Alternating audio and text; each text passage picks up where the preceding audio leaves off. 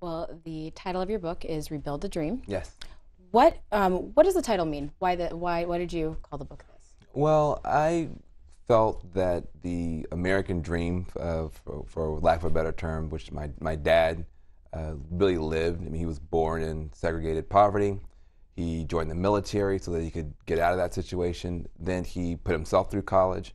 He put his little brother through college. He put a cousin through college. He put me through college, my sister through college.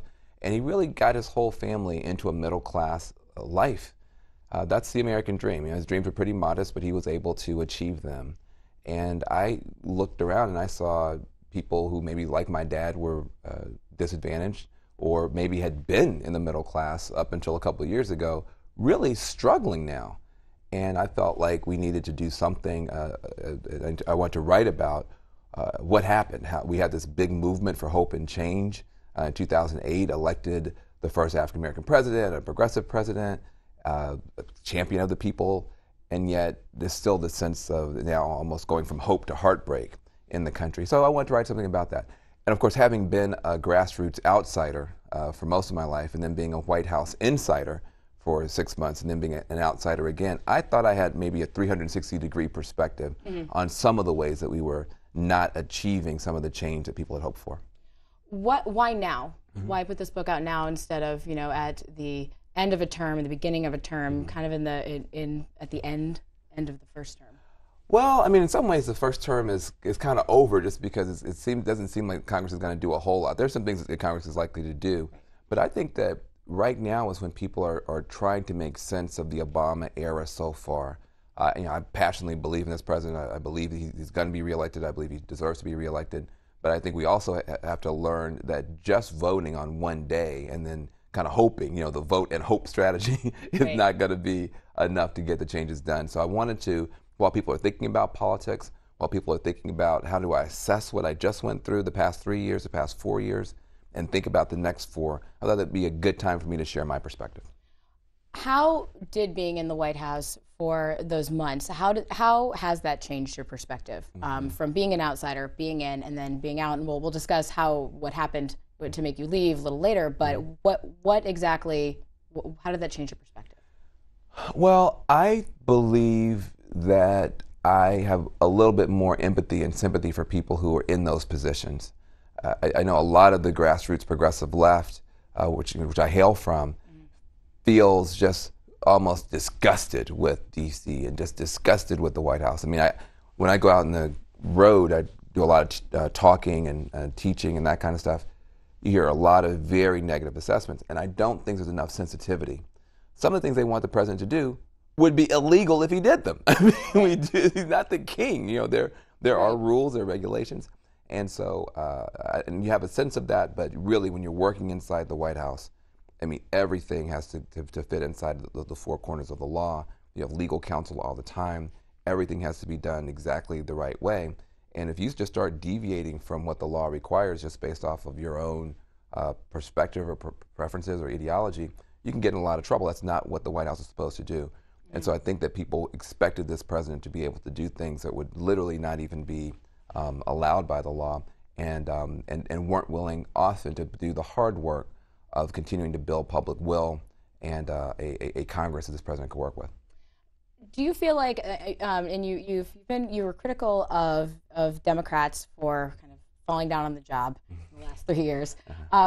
Why isn't Obama part of that? And secondly, why isn't he part of the political elite that that you said have failed to help the middle class and help everyone but the 1%? Yeah. Well, I criticize Obama too. People ask about the book. Is it a pro-Obama book? Is it an anti-Obama book? It's a pro-analysis book. I mean, I really felt like a lot of the books that I saw being written about the Obama era, being written about this moment in history, were falling into what I call like the DC trap. So everything can be explained by the politicians and the political operatives and the pundits and the polls, but we, the people, aren't in that story. The people are just sort of polling data or precincts or public opinion. But people have real movements, and people work to make change in a democracy. So I thought it was important to write a book that took people's movement seriously. So the movements that elected Obama, How did they build over time? Obama didn't come out of nowhere. 2003, 2004, Right. what was happening? Also, the Tea Party movement, which seemed to come out of nowhere. What was its origin? How did it work? Occupy Wall Street. I thought those were important things to take seriously, to look at from a social movement, we the people perspective on how change happens in Washington, D.C., or how it doesn't. In writing that, I have a lot of criticism of the president and of the White House in the book. And I talk about ways that I think that the president could have been tougher on Wall Street from the very beginning.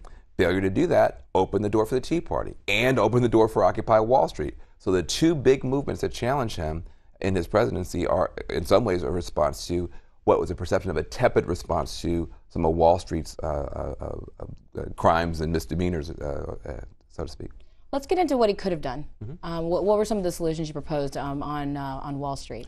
Sure. Well, I just think that, and I'm not alone in this, I think that just giving them free money and hoping that they would act better, which is kind of the way that it appeared to people. But they did pay back some of that money. And a lot of it was paid back, and I think that's good. But there weren't enough conditions on it in terms of making sure that they repaired some of the damage to the American people. For instance, you have a lot of homes that are underwater because back during that fantasy bubble period, their homes were being way overevaluated. Well, now people are being way overcharged for those homes.